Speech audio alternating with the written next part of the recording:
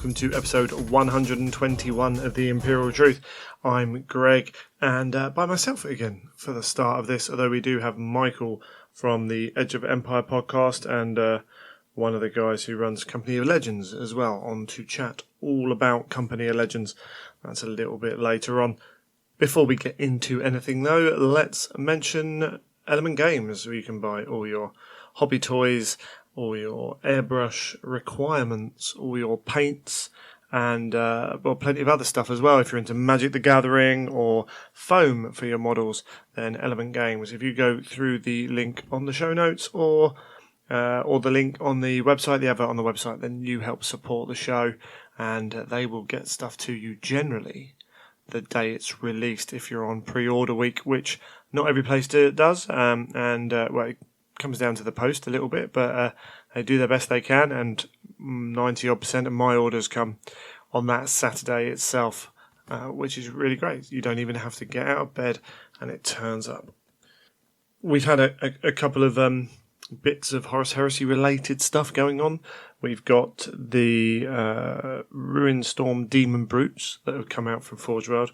I think it's £74 or something for 3. Not cheap. They are decent sized models. They are lovely. Not maybe suitable for everyone's demon army, but we know, there are plenty of options out there. I think they fit into what I'll be using. I spent some amount on some brutes, but I think these ones will work better. So I might be having to jump on them for my brutes. Trying not to spend too much money at the moment on stuff that's not going to get painted for a while. I'm trying to race through painting some other bits, but yeah, I really enjoyed them. I really like them, and they look. The paint job on them is pretty cool as well. I won't be doing that per se, but yeah, they're fantastic models. The other thing was we had the Zone Mortalis board set go on last chance to buy, which was a bit of a surprise, but actually when you look back at the logistics of that, it's not cheap set, and there are people doing MDF and 3D printed ones out there at the moment. I can understand that it's maybe not selling that well. Obviously frustrating for those who were looking to put one up. There were people who had it in their cart just waiting to click buy for whatever reason, or people who are looking to save up so they could purchase it, because as I said, it's not a small investment of money. We had the doors go on last chance to buy recently, so maybe we shouldn't have been so surprised, but it is what it is, as they say. The good thing is, or the kind of silver lining is, there are plenty of people out there doing versions of, and I will once again put forward Dark Fantastic Mills for their 3D printed equivalent, the Firebase. You can have all the parts to make a Zone Mortalis board as you want, and they also have a roof, so you can use it as buildings and multi-story buildings as well. So they've got a wide range of stuff. It's all 3D printed, and it has magnet holes already printed into the thing, so you can literally just slot the magnets in, and that way it holds together fairly well on the table. When you knock it, it won't fly all over the place like some of the paper ones or some of the MDF ones can do. Not all of them, but yeah, I think they're fantastic, and the price point is good as well. If you want, obviously they can go on mats and everything else. If you do want the layouts, then the Necromunda tiles are actually based on the design of the Forge World tiles. So if you have a set of Necromunda tiles, you can put your printed, your MDF, whatever equivalent on those and lay them out that way. And also that gives you a floor as well, without requiring a mat or making your own somehow. So, that's one way of doing it. There are plenty of ways of doing it. I'm sure people will be showing off various things as we go forwards. I need to... this is something I want to do, actually. I want to play a bit more Zone Mortalis, so I need to get mine all sorted out so we can go and do that, I think. That's one project to add to the list of many, many, many projects, I suppose. And talking of which, Company of Legends is coming up as we talk about. I have models to paint. We had a a little do at home. So I have spent most of this week trying to tidy up the house, and I think anyone with a rather full and messy painting area will know that it's not always easy. You get to that point where it's analysis paralysis of trying to figure out how you're going to store stuff. Stuff just has to go in boxes. I talked with Michael that there's a model here somewhere. I'm sure I've got a Dreadnought for the Custodes, and I've got a Telemann. I've got that. I'm sure I've got another one. I can't remember which one it is, and I don't know where it is, but I'm 99% sure I've bought one.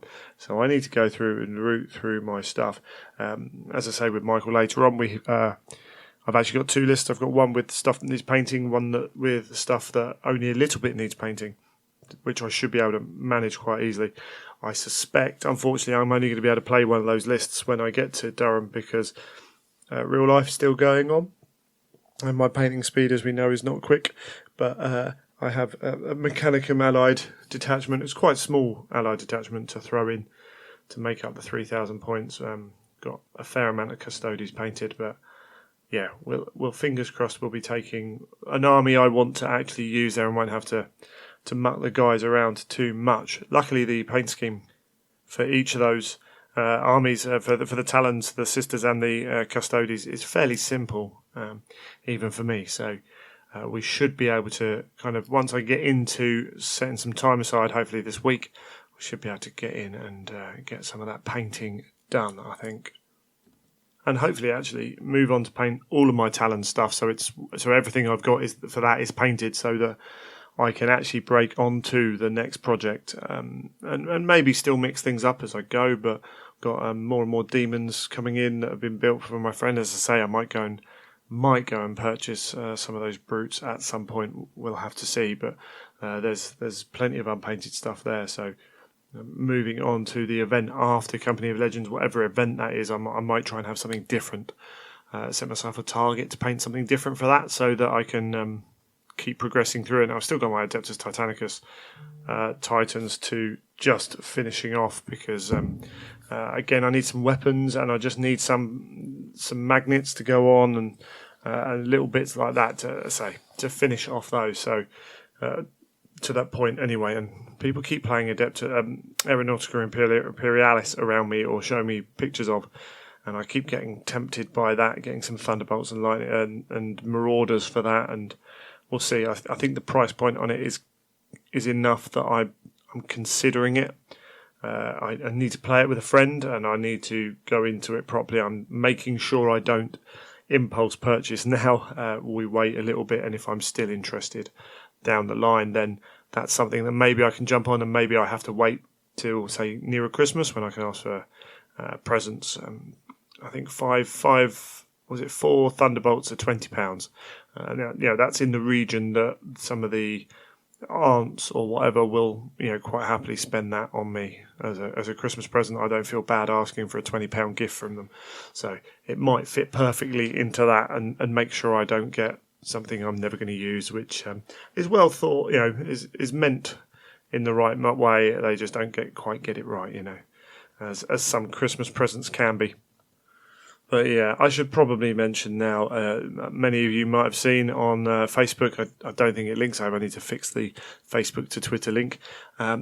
But one of the reasons why I'm not going to Adepticon, which I've talked about this year, and I have been talking about maybe not purchasing a huge amount more for the short while, is that Mrs. Truth and I are having a baby, which is due in March.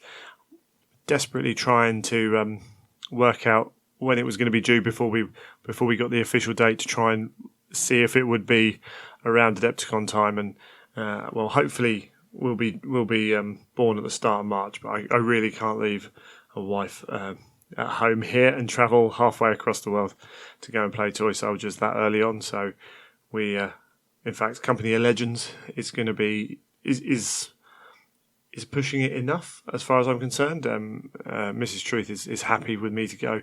I can always come home easily from Durham if required, but I'm sure there'll be plenty of people around. So yeah, we have a little Truther on the way, baby Truth, if you will. So I'm going to be having plenty of jobs to do that aren't a hobby. I'm going to have to definitely put a lock on this door at some point because we don't need that. That's an accident that I can't afford to happen.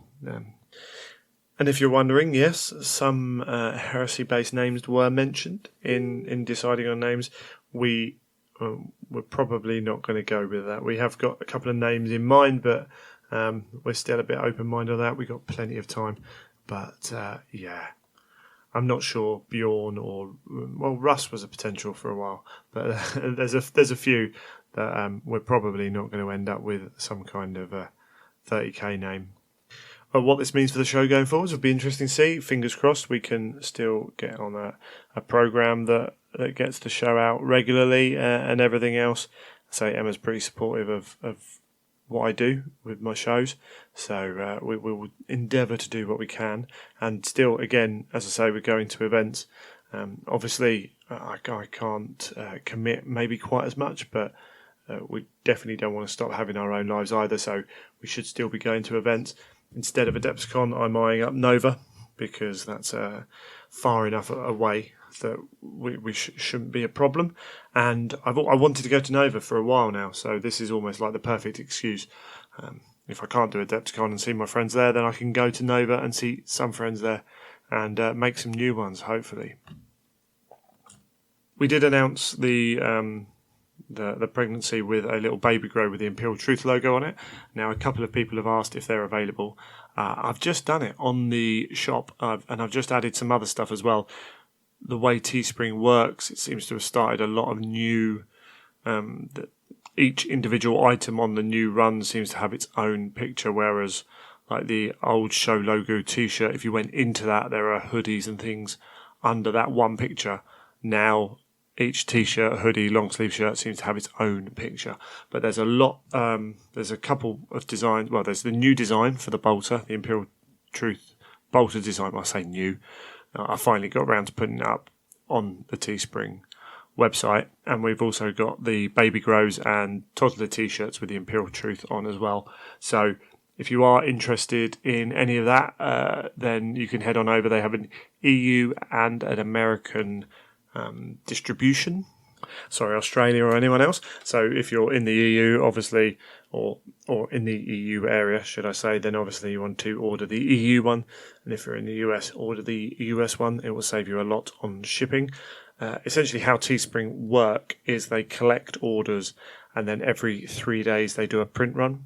So obviously it saves them if 4 or 5 people order over a 3-day period, they can print them all at the same time. And it means the show get a lot less money from each individual item than if I bought them in and sold them, but it allows me to have more designs and whatever and not worry about getting them in and sinking cash into stock effectively and then worried about not selling it. And I know a few people have been buying them and that's cool, and thank you if you have. If I see you at an event and you're wearing one, then come over and let me know because it's cool to see. I might have to order 1 or 2 for myself. And actually, and I think I said it before, but I was surprised with the quality actually. And Rob's got a t-shirt and a few other people, and they were surprised as well. They're not. Don't get me wrong; these aren't the best t-shirts and jumpers ever, but they are pretty good for what you're paying for. So yeah, I like them. Go over and see if you like any of them. I say. Just before we move on, and I'm keeping this one short because we had a big. It's also the anniversary. The day I'm recording this is my first anniversary as well, and we had a big family party yesterday where we announced the baby and everything else as well. So time's been particularly tight the last couple of weeks. So thank you for bearing with me. We are going to keep this short. As I say, we're going to have a chat with Michael, and that's going to be it on this show and this little ramble here. But there was something from last show. I talked about Warhammer Heroes, and first off, I've released. You will have seen it on the feed if you download the feed. I did a Fanatic episode with Chuck Moore, and Chuck Moore won a Warhammer Heroes Award last year. He's an American guy, and he picked it up at Adepticon. And I was under the assumption that he won it for certain things he does that are very public. But spoilers for that for that little chat. He actually won it for the work he did with his home gaming group, and I think that's important because I heard the guys that come from Edge of Empire actually talking about the Warhammer Heroes Award, and about they were very much joking about getting one themselves. And Michael was like, "I don't think I deserve one. I don't think I deserve one." Other people do. Other people do much more for this community. It's not about scope of reach. It's not about having 10,000 people read your blog and 10,000 people listen to your podcast. The Warhammer Heroes are about people who make a difference, and that can be on a real kind of small, intimate scale. And Chuck talks in that interview. It was the people at his game group saying actually he kept plugging away, he kept providing, time and effort and energy into helping them grow, and they've got a thriving game group now, and it's down to him, and that's why he won it. Even though he also has blogs, is very encouraging on a fitness thing on Twitter and on WhatsApp, where they encourage each other to work out, and that's kind of within the hobbyists doing that. And he's also involved with the Games Workshop Age of Sigmar rules team, meeting with the American kind of community representatives, if you will, over there, and also helps run events at Nova. He didn't get it for any of that. Sometimes they go hand in hand, that people help out with those big things, help out on the small level as well.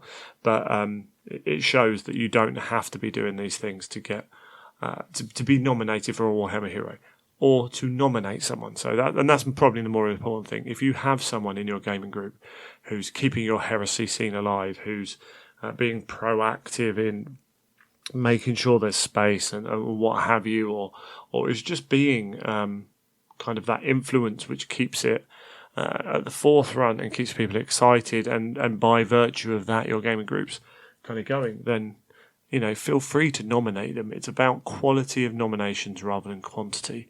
So maybe plan out what you're going to write if you are going to do that. But there are plenty of people out there who go about their business, who won't ever ask for something like that, and some of them deserve it.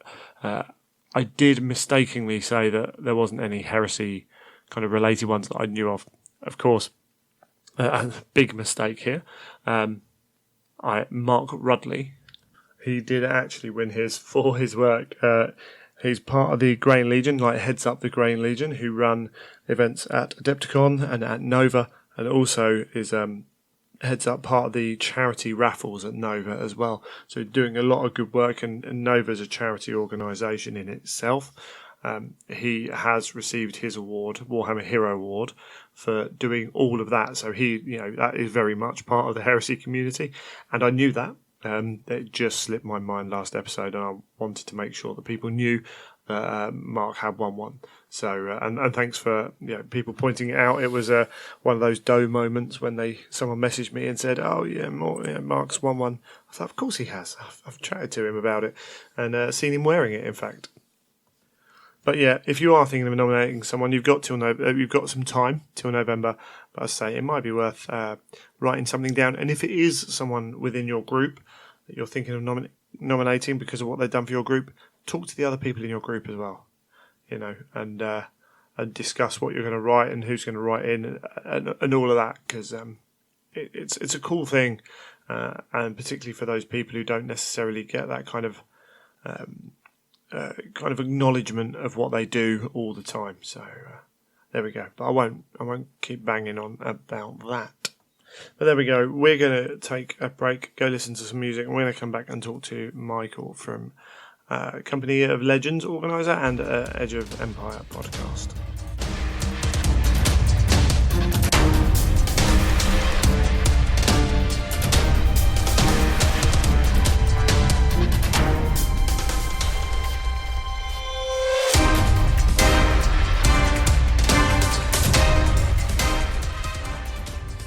Well, joining me now, we have Mr. Michael Botterill of the Edge of Empire podcast. How are you doing, Michael?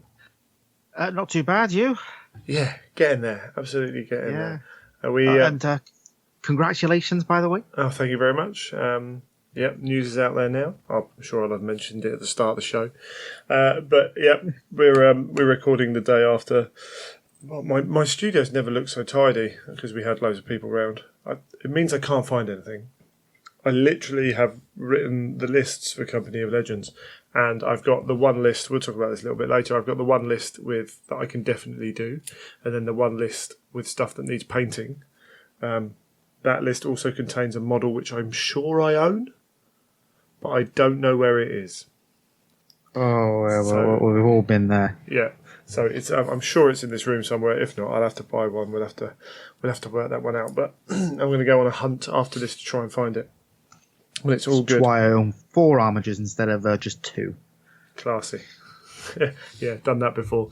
But yeah, let's say it's just more fuel for the fire later on, isn't it?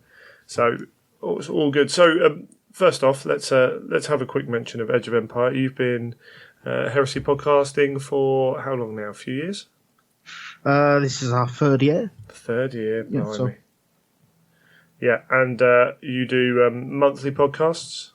But Every 4 weeks or so. Although it's fallen off a bit the past couple of weeks as holidays and then Company of Legends coming up. So summer I always, think always yeah, gets a summer little bit always away. is a pain. Yeah, but there is plenty of content in those monthly episodes, shall we say?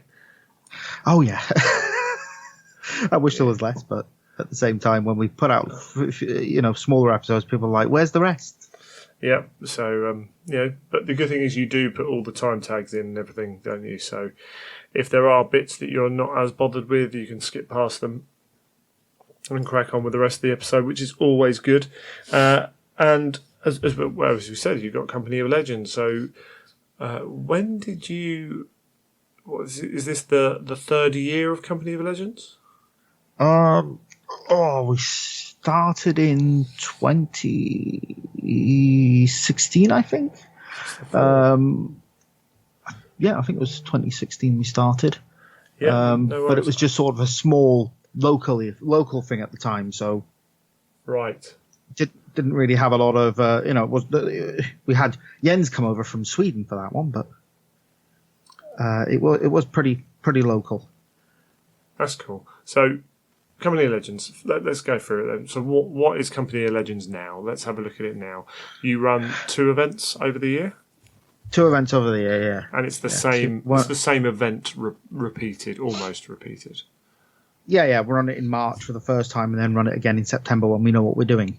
Sure, absolutely, and it takes place. One of the reasons it's successful is the venue. Yeah, You have I a think pretty that's a good setup there. Let's let's go back to the start. So what made you guys think, oh yeah, we really want to go through all the effort of running a Horus Heresy campaign weekend? I think it was just sort of we don't get enough time to play, a lot of games, so let's do something over a weekend. And it was the club president from Durham Raiders, Phil at the time, and he was like, "Yeah, let's do some big 3,500 point games, just bang it out over a weekend with one big apocalypse game on the Sunday." And I was like, "All right, why not?" And we kind of picked it up from there. Sure. And I think it was started because nobody at the club had managed to get tickets for the weekender that year. Oh right, okay, yeah. So we're like, well, if we can't go to the main one, we'll have our own with blackjack and hookers. Yeah, something like that. Something like that, basically, yeah. Okay. But without the blackjack and the hookers. Yeah, and so it's gone from that. That's always a good starting point, and the idea for you getting more games in to actually you giving up 2 weekends of your year without playing games. Yeah, pretty much. That's what's happened. Yeah. And did you and Graham? So obviously the show had it at that point. We started in 2017, just before the first one in 2017. Right. Okay. Graham decided he wanted to do some podcasting, and it was like, all right, why not? Sure. Okay. So had you had Company of Legends? Because I'm trying to remember. It seems like a long time ago now. Had you Company of Legends? Was that all set up and then the podcast? Yeah, the podcast kind of evolved out of it. Okay. Oh, that's cool. I'm trying to remember how I picked up on it. Must have just been through posting on Facebook. I think I messaged you and asked for a call out. Oh, that's right. That might be right. Yeah, and looked at it and I thought, cool, Durham's a long way to drive from the south coast of England. And yes, I know there are people in Australia and Russia and America who are going to laugh at that, but it's They do. You listen to what when they're talking about their trips, and they're like, oh, it was just a day trip, 5 hours, and it's like for us that's like, whoa, that's a weekend trip. That is really, isn't it? Well, yeah. I mean, we're lucky. Well, actually, I mean, I live in. For those who aren't aware, I live right in the southeast of England, and we have this thing called the M25, which goes around London, which essentially on a Friday afternoon means if you don't leave Friday morning, then you might as well wait until Friday evening, because the stress and time is just not worth doing. So anything north of London I tend to end up taking the Friday off anyway. So it's take the Friday off, drive up to Durham. For me, without bad traffic, is probably 5 and a bit hours. Anyway, Yeah. But one of the advantages to Durham is I can go up the M1 and I can scoot off halfway up, pop into Warhammer World, go and see some people there, and that's what I've done every time so far. Is I've spent quite a few hours at Warhammer World, catching up with people, and then scoot on. But I thought, yeah, you know what? Let's go up there, because the other thing is there's always there's a time and a money element, isn't it? It's always time and money are the main things. Yeah. Now it's choice as well, because we've got so many events going on. But the fact that I was going to take the Friday off anyway doesn't really matter to me with them when I'm driving up that far. Coming home on Sunday, it can alter things. But the other thing is the money, because invariably when you're going away, you pay for the ticket price, which is usually pretty good, around that £30-40 for a weekend is a generally kind of paid price. Fuel to get up there. Okay, I'm driving to Durham, so that's a bit more fuel than going into London. But then there's accommodation and food.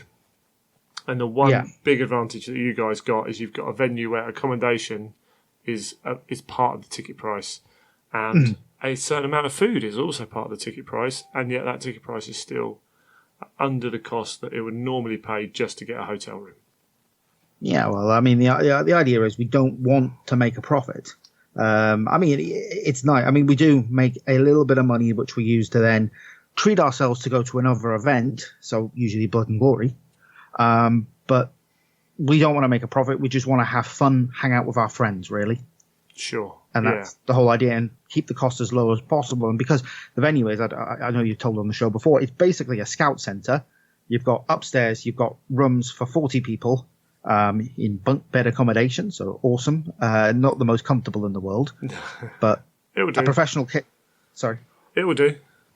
Yeah, it does for a weekend. I mean, it's not too bad.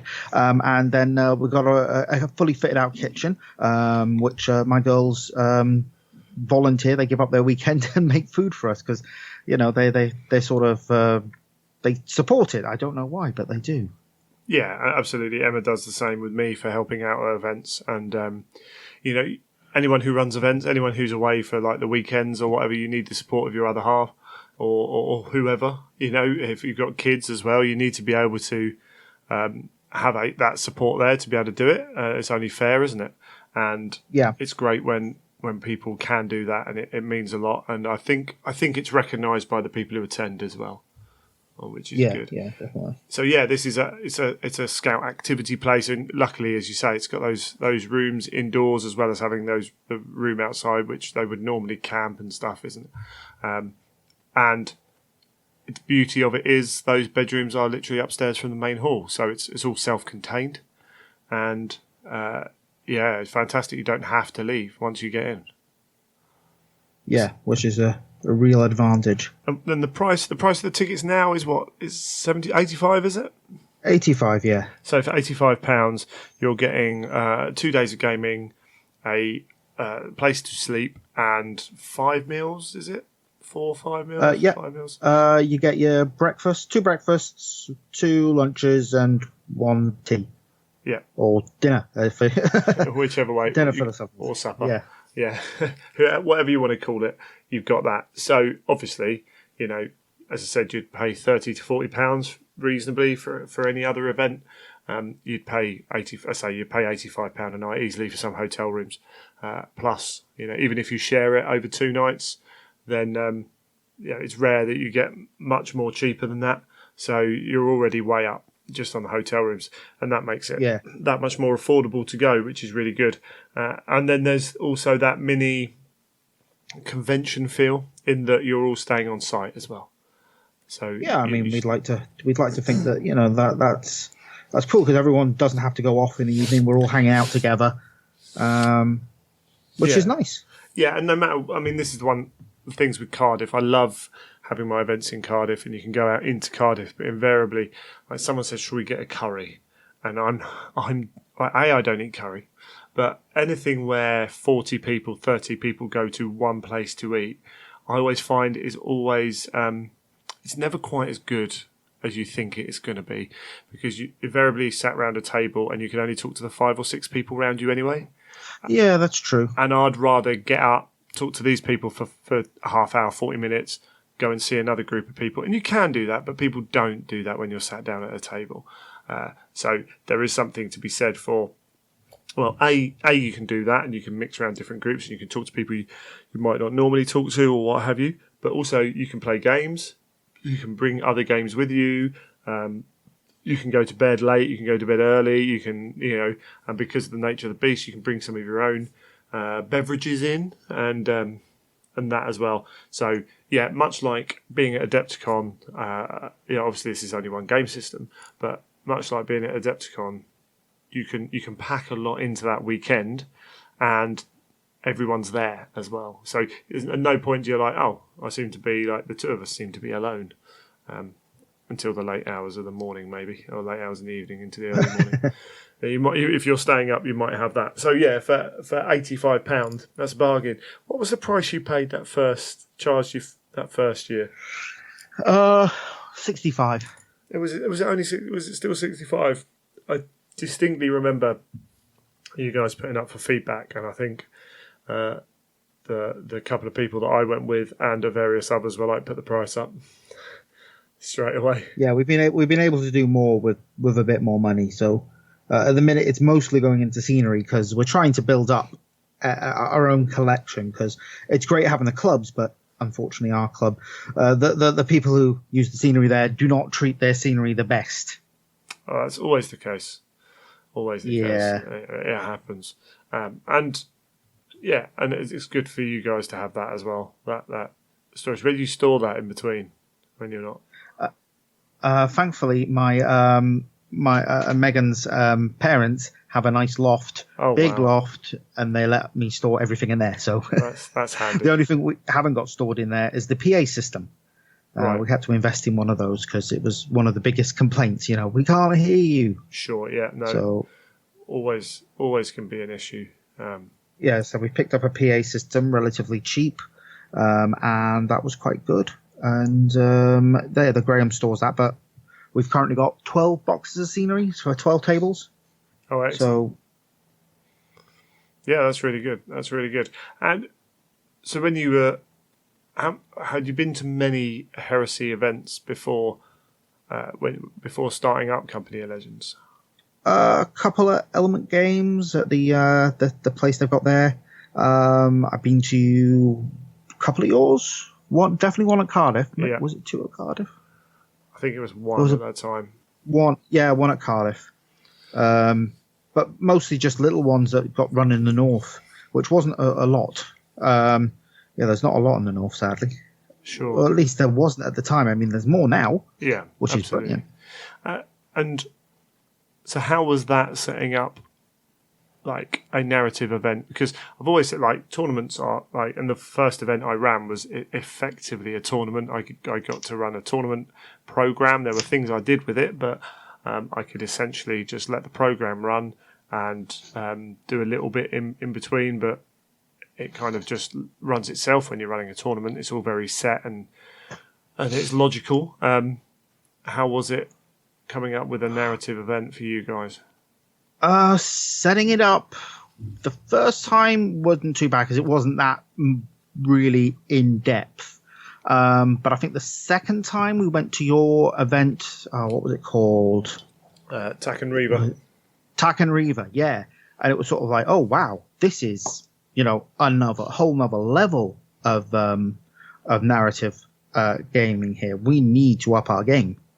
And so we started off with the ideas of the what you call it, the branching narratives and stuff, and then we started off with a relatively simple thing, and then the next year Graham decided, right, we're going bigger and better, as it were, in the branching narrative, and there's going to be so many different endings and so many different missions that you've got to come up with. And as oh my, I've got to actually write all of this. Sure, yeah.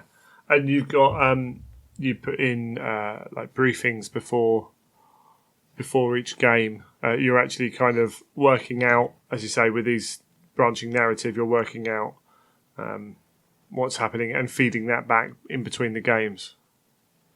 Yeah, exactly. I mean, the first time we did the branching narrative, our mate Adam, who is pretty decent at writing stuff, actually ended up writing it just before every game, which meant there was big delays. But right. the year after that, we pre-wrote it out like the Choose Your Own Adventure, so it made a lot more sense that way, because we ended up with like 45 minutes between games, and it was a bit of a pain. Sure, yeah, and sometimes these things only become apparent once you do them. It's easy enough. Hindsight is 20/20, as they say, but you don't always see the issues, because the thing is, you want to do the thing that's coolest, and you don't want to start low and try and build up. You have a cool idea and you want to do it, and then you start to realise, actually, yeah, it is still a cool idea, but we have to maybe just round the edges off and bring that little bit in and do that until you've got something that's workable as well as cool. Yeah, exactly. And exactly. Where have you gone from there? So you've got maps now, and yeah. We planning phases. Sorry, planning phases. Planning phases. Yeah, it gets very. A lot happens. We introduced the planning phases, because the one thing that people were sort of feedback, I think, from the second one was, we've not got a lot of input into this campaign. We want to actually, try and influence the story ourselves, rather than having you write it for us and then us being sort of inconsequential. So, sure. We introduced a planning phase where people can say, right, I want to attack this zone, I want to attack this zone, or there's a particularly bad army that's there, I'm going to attack them. So the so-called naughty list, as it were. Yeah, which is an interesting term. So this is one of your ways of not balancing, but making sure there aren't major imbalances in the armies. So we try and identify 4 or 5 or 6, depending on how many people are going and stuff like that. Armies that are how shall we say, rather that are going to be hard. And we let people know where those armies are going to be. So people can choose to face them if they were, or they can send their own naughty list armies against them. It's a bit difficult because I'm not always the person who will look at an army and say, oh yeah, that's going to be a tough one. Sometimes I'll look at an army and think, that's not going to be too bad. And then I'll look at another army and say, that's going to be terrible. And it's sometimes worse. And that's why we work, the three of us, together. I mean, we have considered maybe farming it out to the actual players and say, right, rate these lists out of 10, in the top however many go onto the naughty list. But that's sort of almost a dereliction of duty, as it were. And I don't know, there's a concern that maybe people might game it, but I doubt that would happen. I think I understand where you're coming from when you're talking about that dereliction of duty. I've considered doing something similar myself. In fact, I've kind of sort of tried that myself. So I don't think it is. If you do go ahead and do that, I don't think it's an issue at all. I don't think necessarily people would game the system to try and get certain things on the list or off the list or what have you. But I do think that there's a lot of different ways of interpreting lists, as you've said, and sometimes it's because some people don't understand the game as well as others, and sometimes it's because people have, like, say if we took Graham as an example here, he has certain prejudices, shall we say? Yes, he does. Yeah, which he'll admit override necessarily what's actually happening, but he can't look at a Space Wolves army or a Mechanicum army without thinking they're the worst things in the world ever. For reasons, shall we say. And then you also have the fact that the player is involved as well. So the same list taken between, I don't know, Joe Bloggs and Ben Williams, they're going to be they're going to be very different beasts in two different hands, and it's not always easy to tell either how a list is going to be played or anything like that either. Yeah, it really is quite difficult. We've had lists that come with Warhounds before, and it's and the instinct has been right, that goes on the naughty list, and then it's like, yeah, but we know the player. Sure, yeah. And the other thing as well is it's not always, and this is my biggest thing really, it's not always a case of whether the list is really tough or really hard or whatever. It's whether the opponent that's put against it has the tools to deal with it. Yeah. Like, for example, we do like to try and avoid as much as possible a pair up where you've got someone with a list that specializes in anti-infantry going up against, say, an armored breakthrough. Yeah. Because that's just not going to be a fun game for either opponent.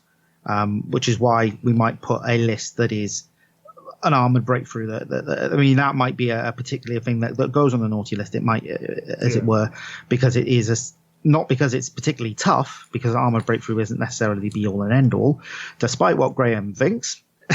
Yeah. But it's we got a group chat for Company of Legends, the one coming up, and there's people in there with expressing opinions on certain stuff, and this isn't too bad, that's not too bad, and it's like, well, it's not too bad if but if I take X, Y, Z, then I'm going to struggle, but that's the kind of army I want to play. And it's usually the extremes. So Armour Breakthrough is an extreme because you're taking, most people who take Armour Breakthrough will take almost exclusively vehicles, and it's fine. If you're writing a list, you probably should plan to deal with one Spartan and a couple of other tough vehicles, maybe one or two extra tough vehicles in general. And even if that plan is just to bog it up or what have you. But then when someone puts down 14, 15 tanks, one of them's a super heavy, then like your balanced, moderated list in there, depending on the scenario, could just be all over before you get to do anything. So yeah, exactly. So an extreme lists are very much one that would go on the naughty list, as it were, because they're difficult for people to deal with. Yeah, and the frustrating thing is sometimes people don't necessarily understand or don't see, but we're playing an event, a narrative event, so it's not like these people are trying to game the system to get those lists in. They're not doing it for that reason. They're doing it because they like the style, or they like vehicles, or they like robots, or what have you, or they've read a story and they want to recreate something. It's not because this is going to take everything on, because the nature of those lists, particularly extreme lists, is if you come up against the wrong list against you, it will sort you out. Yeah. It's like, for example, what was I thinking of? Oh yeah, in terms of awards, we don't have any awards for the best general. Yeah. There is no, if you win all your games, that's cool, but you're not going to win an award for it. What we do try to do is make our award based on sportsmanship, and painting, and basically overall experience, in trying to make your opponents have a great game as well. That's kind of the idea behind it. So we'll look at your list as well. List composition, does it make sense from a fluff perspective, as it were? Is your sportsmanship a good level? Are you having a great game? Did you bring a really not really well painted army, because we have a separate award for that, but did you paint your army? And we award the best loyalists and traitor based on that, which I kind of think does help encourage people to not bring really, really tough lists at the same time. They still do, but yeah, well, you still get one or two. At the end of the day, I've said this a lot of times on the show, we have people talk about everyone being in the hobby for certain reasons, and it always seems to be painting. Always seems to be the one that pulled out. And in the heresy, sometimes being like the game itself is sometimes people who want to game are looked down upon, and I think that's a bit of a shame. Yes, we are playing a more narrative game, and that's probably you want the majority of people to have that as their main focus, but we also can't sit there and say it's we welcome all gamers when someone's like, actually, I really enjoy the tactical element of gaming, and then look down on them. So, but it's a hobby with multiple facets, absolutely. Different horses for different courses. Yeah, but by raising the kind of the expectation of the other things, you've set and this is something I did with my things, and I find it works well. I find it weeds out people who don't generally want to play the game the way you want the game to be played at your event. They don't tend to come, is by having that focus and clearly stating that focus is about two people coming to the table, enjoying a game, telling a story to whatever level they're telling the story. I mean, if you want to come and have a really good tactical game, I mean, we'd hope you would be welcome here, but you're not necessarily going to win an award just for the tactical. We're looking for a more well-rounded hobbyist, as it were. Does that make any sense? Yeah, absolutely. And the other thing is as well, so when I ran my first event, it was a more tournament setup, and I did have top traitor and top loyalist, and the loyalist title was the Emperor's Champion, which I think I've kept. And someone came to win that award because their favourite character is Sigismund, and they wanted that. And even the name of the award made them want to win it. And when I think it was like the last game or whatever, there were three people, or second to last game, there were three people on 4 wins or 3 wins or what have you. And so you've got a 50-50 chance of playing either one, and he played the one that took him off. It was actually Willard's deep striking Imperial Fist army. And it had the tools, and it dealt with this guy's knights quite handily. And he kind of went, "Oh, you selected that match." I was like, "Actually, I didn't. It was completely random. It was a 50-50 shot." But that was the point where I was like, "Well, I don't want people to be disappointed because they've come expecting to win something based on how they achieve on the battlefield, rather than because that way, you can only ever really get disappointed. It's like if you get what you get, you'll be happy, but you're gonna disappoint more people than you please. But if you take that pressure away, then everyone can go to your event, to Company of Legends, with the aim of enjoying 5 games, or with the aim of being the best opponent they can for 5 games. And every now and then you're going to get a game where you and your opponent don't click or what have you, and that's going to happen. But you can still be the best opponent you can be for 5 games, no matter what's going on. Yeah, no, that's cool. And your packs written with that, I've always found actually that I'm not very good at making my packs look good. I've always had help doing that, and sometimes writing them. And your ones were the ones where I was like, "Oh shoot, I need to up my game." You get a lot of credit for those. Well, I'd like to think that every event that is held in the UK, for the most part, I think that a lot of the events sort of look at everybody else and go, "All right, I need to up my game." And I'd like to think that we're encouraging people to up their game just as much as we're looking at them and going, "Right, we need to up our game." Yeah. So, because every event we've been to at yours, we come away thinking, "Right, we need to do something else to make it as good as Greg's event, if not better." And I'd like to think that's the same when we get other events. We've had the Geno 5-2 boys come up, you come up, the guy who does, Pete. Pete does the Zone Mortalis stuff. I don't think he's done anything this year, but 30K Frontier. No, I think he's been a bit quieter this year. Yeah, a bit hectic. But yeah, so I'd like to think. I mean, we saw stuff that he did, and it was sort of like, right, we need to do that. Sure. And do better. So I'd like to think that we're all, as event organisers, sort of feeding into each other and giving each other encouragement. There's always competition for who is going to be the best heresy thing by making everyone better. Yeah, like healthy competition, like the Beatles and the Beach Boys around Pet Sounds Revolver. Not quite to that level, unfortunately, but No, similar, we're not quite that good. similar principles in that.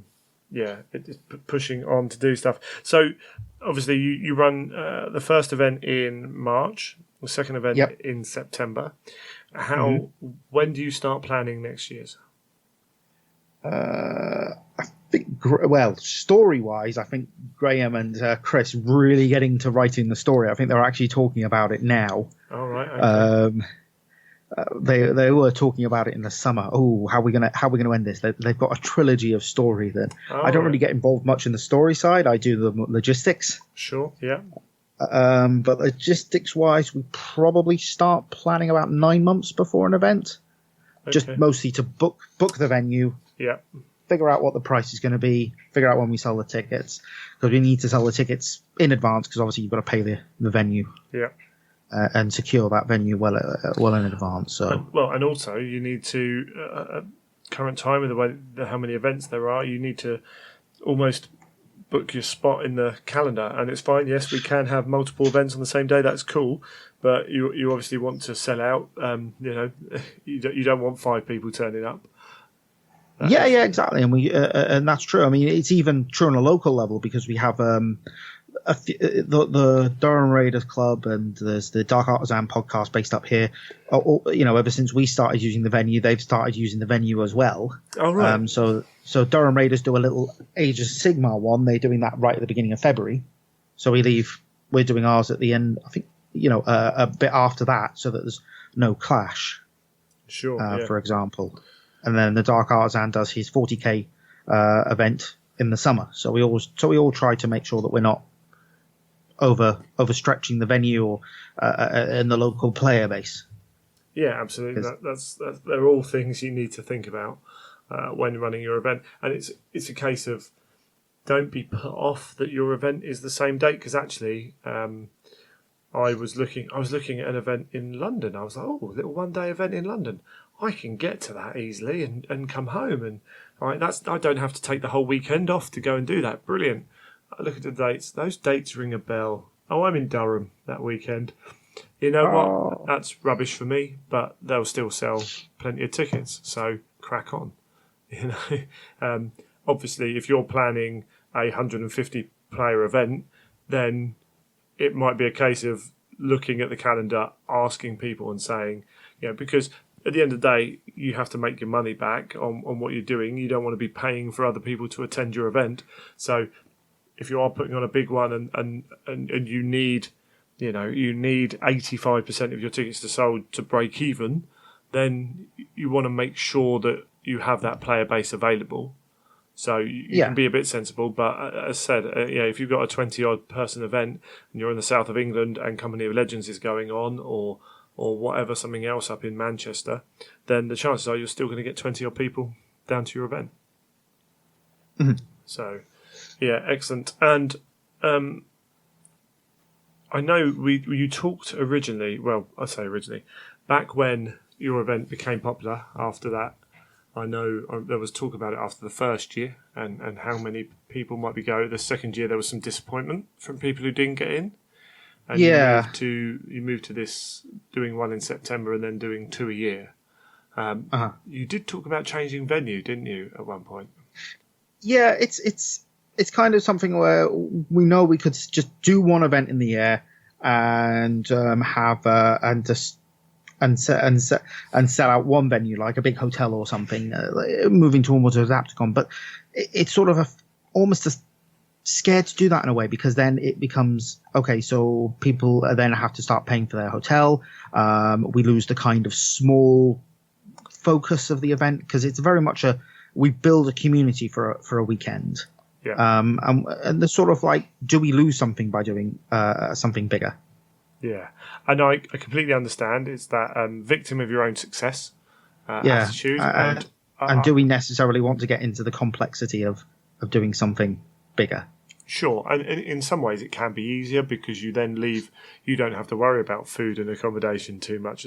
When I run my events in Cardiff, Firestorm have got facilities on site for food. So I literally say there are X number of people coming. I want X number of meals on each day. Here's the money. So actually, all that food is taken out of my hands. I don't have to worry about people's hotels because they get their own hotels. And so I just have to worry about the event, really. So in some ways, that's easier. I know at that time, my first thought, I think I emailed you guys straight away. I was just like, don't do it. Just do not do it. Yeah, you did. Your event has an identity and it's popular because of the identity of it. And there aren't many events that we get in England that are like that. In fact, last year I went round we've got 3 or 4 camping venues on the Ashdown Forest nearby. There's Scout One, and I could run an event similar to yours, but the logistics of it are a little bit more difficult because I've got separate buildings that people would be in, and then I would also have to get the tables and everything else, and I'd have to find 2 or 3 local clubs, I think, to be able to get enough in, and I think the price would be a little bit more than you pay as well, just because we're in the south. So it would be slightly tighter. Don't get me wrong, I'm sure some people would pay for it, but it would be slightly more tricky than yours. Also, you and Graham and now Chris on the podcast together work well together. I have people around, but I don't have the same kind of tight group like that are available to help out in that respect, and the girls as well. Although Emma would, if she could, and would come up and help out, and maybe my mum would as well, but I'd probably have to chuck her some money and things like that. And it becomes, it's a lot of effort at the end of the day, and I do enough probably. But yeah, there aren't any other events. We don't have the conventions like that at the moment. We've got the LGT going on this weekend, but they're not in a hotel. Everyone will separate that evening. We have Blood and Glory where people are local. Again, no one's in a hotel. A lot of them are close by, but you still kind of get that spread out. Company of Legends has that, enclosed feel, as you say. And it would be a massive shame if we lost that from the calendar. And the thing is, not every event has to be huge. When you see people saying, "Oh, I only got 20 players," or for my event, or what have you, it's like, great, that's 20 players. There's nothing wrong with that. How many of those people come from really local who won't go to other events? Yeah, I mean that's kind of the kind of thing. I mean, not every event has to be a huge Blood and Glory LGT style event. Sometimes an event is great just at the size it is, and sometimes going bigger can lose something. I mean, that's definitely something I have seen happen in the past. Oh, it's happened in my events. Not necessarily in Heresy, but yeah. It's so tournaments is one thing. London GT are running 400 odd 40k players in a tournament this year, and if their logistics go right, then it should be roughly the same as running a 100-player event because it's all automated on their apps they're using, and everything goes through, and their apps tell people where to go, and that's wonderful. If you want to do a narrative with any meaningful narrative involved, once you get over 30 odd players, it becomes a lot harder to do, and you lose a sense of intimacy within that narrative. And your narrative becomes the overarching story rather than focusing down that little bit, and people feel like they've maybe got less kind of engagement in it. Yeah, definitely. I mean, as much as I love the Blood and Glory event, and I do love your event, Greg. So I'm absolutely not criticizing it here. Please don't think I am. But because you've got such a large number of players, it becomes very hard for you to do that. What you call it, what's the word I'm looking for? The very highly focused narrative aspect of it. Yeah, the highly detailed aspect of it. It has to be the overall story. There are potentially ways of looking at that. I say you need people within. You need people structured to help you do that, and it takes a lot of effort, and you're in danger of people getting distracted. You've also got, you're dealing with 100 people just trying to get information out. It can be difficult as it is. So you've got Company of Legends. You've got this kind of unique setup in the UK in everything that you do. I think it can be replicated. I think there are people out there who, if they wanted definitely. to, could very easily do something similar. Obviously, it will be different because anything on this level is so individual. But I'd love to see another one pop up, say down in the southwest or something. Oh, absolutely. I mean, there are lots of places like that where they have venues that are set up that could really, really work. God, just thinking, in the Ashdown Forest, they've got some of those scout venues. That could be really cool. But yeah, there are lots of venues, and yeah, I'd love to see another one come up that takes cues from what you guys have up there and goes and plays with it and creates something else, something new. But yeah, it's all good. You released tickets for March already, haven't you? You've sold out for March. Yeah, that sold out crazily. It broke the website a little bit. Well, and this is the thing, because of the unique nature, because of the good reports that come back, that you have that demand is there for however many people it is. Well, you run 2 events a year and you sell out on both, so that's what 70 odd individuals. Yeah. I mean, every time it happens, Graham always tells me off for this. I get a little bit of imposter syndrome, and I'm like, oh God, why would anybody be coming to this? But we must be doing something right, because every year we get people coming. There's a clamour for tickets, and we do all right. So, I've just got to put that aside and accept people actually do want to come. Yeah, no, absolutely, big time. And it does take a while. Let's say we got 92 tickets for London GT when we ran that, and I had non-Heresy players saying, "Does anyone play Heresy anymore?" And I was like, "Well, there's 92 tickets sold." That helps. Yeah. So yeah, there is, but it is awkward. It's you don't want to get big-headed with it either. You do what you do, and you hope people enjoy it, and you guys up there provide an experience which is enjoyable. Therefore, you should take pride in that. If people are interested in going, then let's say you have your September event. Roughly when do tickets go up for that?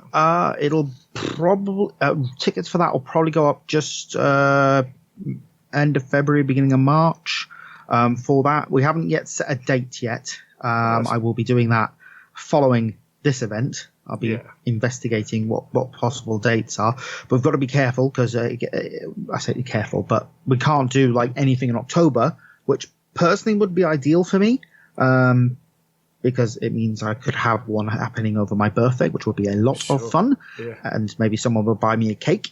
But for example, the Scout Centre, that's sort of like their big celebration weekend. Sure. They get not weekend, month. They get lots of scout troops, because half terms are sort of spread over October. Yeah. So you get a lot of scout groups coming in October. So stuff like that. So it's definitely set the date.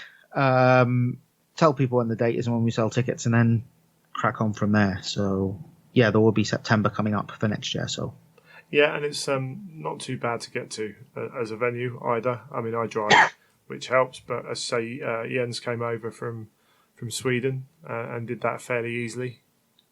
Yeah, it's just off the A1, so it's not too far to get to. I think the only issue we have is the entrance to the venue it sneaks up on you a little bit. Yeah, once you've been once, you understand. But yeah, I had a little bit of confusion getting in, but it's I've had a lot worse. It's nothing too much to worry about. And as I say, no venue is ever perfect. That's another key thing to worry about. Yeah, to think about, as you said, if you wanted to move it back a month, you can't. You deal with it. You get around it. As I say, for the setup you have there, it's worth it. Yeah, no, I mean, we've had to be. This year was a little bit.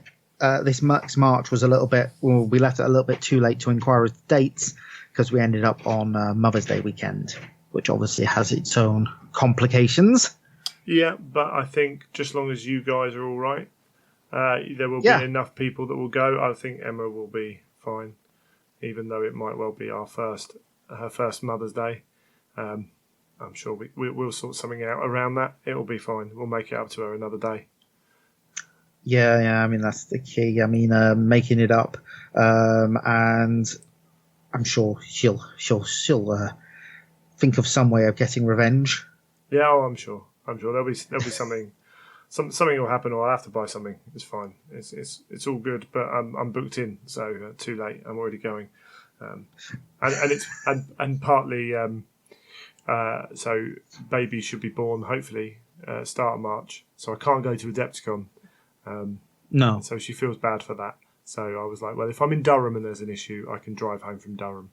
A little bit easier than I can get home from Chicago. I mean, I suppose it's on the one hand, there's nothing to feel bad for because you're getting something fantastic out of it as well. So, yeah, something like that. So, it's how much resin is a baby worth over a year, you know. Well, that's the thing. See, when people talk about buying presents for us, it's never resin. It's always something for the baby. So, you know, yeah, that's disappointing. I was like, you might as well start their first army now, but I don't think that will go down too well. Anyway. Yeah. Anything else about Company of Legends before we? Just I hope when we do it, as I said, I hope people have a good time. We'd like to think every time we hold it, we're applying to run the best heresy event in the UK, independent heresy event that is, and I'd like to think every year we succeed until we get pipped to the post by someone else. I think you can include official heresy events in that. There aren't many that GW do. And GW have their own issues when it comes. You know, every place does. They have their own issues. They're restricted by if they run wrong, it's got to be a fairly decent size because they have. You've got to fill that hall up. So they have those kind of issues. They're restricted by the scenery on the tables because they still don't have enough, and also cost and everything else. You know, people do. At the end of the day, if you're paying for a weekend away and you do a few of them over a year, you have to balance out how much they cost, and the time it takes as well. I'd love to go to LVO, Adepticon, and Nova every year, but that's never going to happen unless we win the lottery, and we don't play the lottery. So chances are that's never going to happen.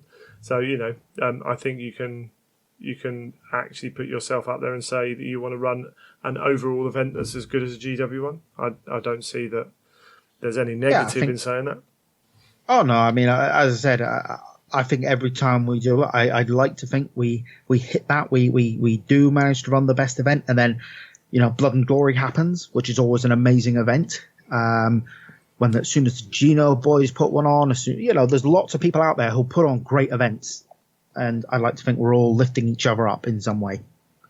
Yeah, absolutely, and that's the thing, isn't it? You don't run these events for your own ego. There are much easier ways of boosting your ego than running an event. Absolutely. They do provide, some of them aren't, but it's a lot of work. It's not always hard work, but there is a lot of work. And sometimes the hard work is dealing with issues that some of the customers bring with them. You always go, oh, Greg, this has happened. Or whatever. Okay, no worries, we can sort that out, crack on. But we do it because we enjoy it. There's a weird, I don't know, it's almost a self. I can't even describe sometimes what the enjoyment you get is from it, but it's definitely not the normal kind of enjoyment. There's something different in the blood, but also you feel a sense of achievement as well. And there's nothing quite like people saying, "Oh, cheers, I've had a great event. I'll see you next year," and whatever. I don't think that, as you say, your girls there, Emma, who comes and helps me with mine, she comes back because she enjoys helping out to a point. Obviously she'll go off shopping if she gets bored or whatever. But at the end of the day, when people are coming up, she's proud of what we do. Yeah, I mean the lads are always lovely with the girls. They always love doing it. You mention, such and such is coming. Oh, they're lovely. never had one. They've never had one person that they've had a problem with, and that's great because, I've been to events where people have been a bit boorish, and we've never really had that. No, and I think that's partly the way you run it. Partly you guys, because obviously a certain amount of your early the people who attend, they'll be influenced by the podcast as well, but they're also influenced by the pack you make and the way you guys act. And definitely Emma was surprised by how nice the vast majority of gamers are, and everything else. And it is hard for people outside looking at the stereotypes you see, and also seeing like the things that you mentioned that happen on Facebook. We know the internet is only it's a warped window into any group of people. Absolutely. I mean, we have. I think we have in our community. I think we're quite lucky. Yeah, we've got some. We have the odd idiot, but we've got mostly a very mature, balanced and fair set of people within the heresy community. I think that's fair to say. It's all good. Awesome. All right then, mate. Yep. Thank you for coming on. Hopefully that was interesting for people. Maybe Hopefully. learn a few things as well. Who knows? And I'll see you in a few weeks up in Durham. I am looking forward to it. I will have to resist the temptation to send you a shopping list for Warhammer World. Well, yeah, might be arranged. There might be an intermediary fee potentially. Yeah, I've done that before. We've had people come up from Warhammer World, and it's like, oh, would you mind picking me up this model? I've got to try and not spend any money myself at Warhammer World. So I have that problem to deal with. No, I do that myself. I just bought 3 jet bikes, so. Oh right, yeah. So where can people, when it's going on, where's the best way for people to find out? Probably happening? The Edge of Empire Facebook page. I'll send you a link. Although it's relatively easy to find. Just type in Edge of Empire podcast, I think. That's usually the best place to find out information on the event. I'm not the best at marketing it. I don't do the what's the one, King Fluff, do the 5 days till the tickets go on sale, which obviously works well for him. Well, Sorry? Yeah, and here's the thing. For some people, that's perfect. They like those reminders. It gets them excited and everything else. I tend to switch off when I get too much about one event. I tend to think I've had enough now, and it's different. And again, you're going to get different results from different people. So I just put out the occasional reminder. We don't often have to put out too many posts. There's no right or wrong at the end of the day. Just as long as you're not. It's what's right for your event. Yeah, and just as long as you're not actually annoying people. But yeah, there'll be people posting up through the event as well. Maybe we can get a hashtag on Twitter. Definitely. So people can follow that, or Instagram for other people. But there'll be plenty of people posting. We should write an official one. Yeah, absolutely. I think maybe that's a bit of something I should do on the packs. I've been to sci-fi conventions before, and they're like, right, if you're sharing anything, this is the official hashtag to use on Twitter or Instagram. Yes. So Black Library have tried this a couple of times, and might have been 2017. They chose the Weekender was the BLW 2019 was their hashtag. And I don't normally click on hashtags on Twitter, but I did that day. And it happened to be the Bristol Leather Weekend, which featured a lot of very proud, usually males, marching through Bristol wearing leather. But unfortunately, it was the one, and it was one of the few years they actually printed a hashtag in their books. So we were trying to maybe BL Weekender 2019 or 2017. Oh, that's brilliant! Yeah, so I'm sure that doesn't happen too often, but every now and then you've got to be a bit careful with your hashtags as well. But yeah, maybe a Company of Legends or what have you, or Company 19 or something.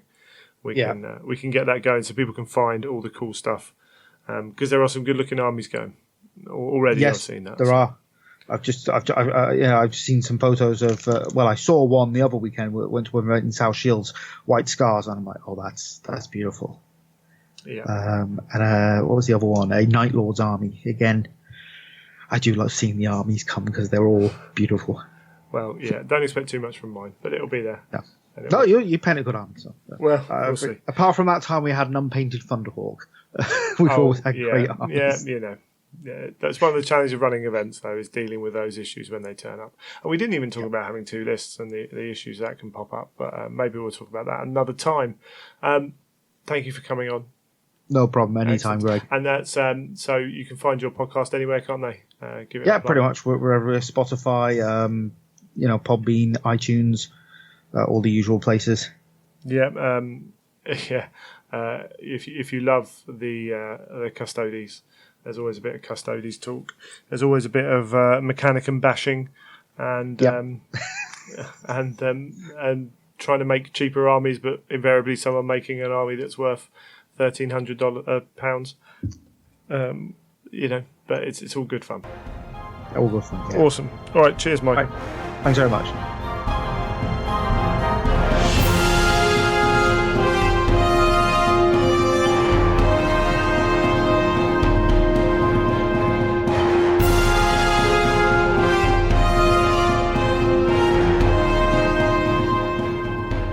There we go, a shorter episode. I hope you appreciate why we've done that. We're going to try and get back on it. I'm off to Company of Legends at the end of the month, as we've talked about. If you're going, have a chat, come and have a chat. I will try and get some feedback on that. Whether it's in time, it's going to be difficult to record that before the end of the month. I might try and do it. We'll see how it goes. We'll try and get some other stuff going on before that. But yeah, if you've got any feedback, then please feel free to send it in, greg@theimperialtruth.com, or Twitter @childofang, or @imperial_truth, Instagram @imperialtruth, and on the Facebook page as well. I've had feedback on the sound for the show being better, so thank you. There are still issues with recording this way. I appreciate that sometimes the mic gets knocked, and sometimes it picks up other little bits of noise. As I say, I'm not gifted in this department. I'm trying to work out how to get those settings right to make sure the sound is as a little bit more level than it is at the moment, and those other noises aren't quite as picked up. But as I say, I'm a little bit limited on that front, so bear with me, if you will. One thing that was put to me a short while ago was to have a meet-up outside of going to an event. Choosing a venue and just hanging out and seeing if other listeners of the show want to come out and hang as well. Obviously, there are some limitations to this, and UK people probably only. And if I do it, somewhere like the Bad Moon Cafe might be a great option because I can travel to it fairly easily. So I don't know if it's something that people would come to. Basically, there might be a cost involved. If we do it, we can get Neil back to come and do some painting and maybe sit around and help give some advice and things like that. Or we could organise games and have a little like Imperial Truth informal kind of day somewhere doing something. There's potential to go up to Warhammer World and do it as well. But obviously that involves quite a bit more travelling and could be a little bit trickier to arrange, although maybe more central for people. I also have to try and fit it in somewhere as well. Something like between Christmas and New Year might be an option, just because obviously with stuff going on, taking time off work is a precious resource, isn't it? Your annual leave days, but something I'm looking at doing, or maybe doing it a weekend, trying to find a weekend when I haven't got that many commitments, and obviously I've got a pregnant wife now, so I have to be around for certain aspects of that as well. But it's something we're looking into. If you are interested in something like that, then feel free to get in touch. If you've got any ideas, then also say feel free. Obviously, I'm going to try and get to the odd event as well, so you can come and chat. We can see if we can. Obviously, I'm at other events as well. If you want to come and chat, and obviously, I meet certain guys out and about, and we have a chat. I'm not, sometimes I'm not the easiest person to approach. I realise that I'm not a small guy, but I do. Even if and also I don't always have the smiliest of faces, but I assure you, I'm not as terrible as I look, or can look, should I say. But anyway, we'll leave that there. We'll come back next episode and hopefully a little bit more of a filled out one for you. But until next time, you have been listening to The Imperial Truth.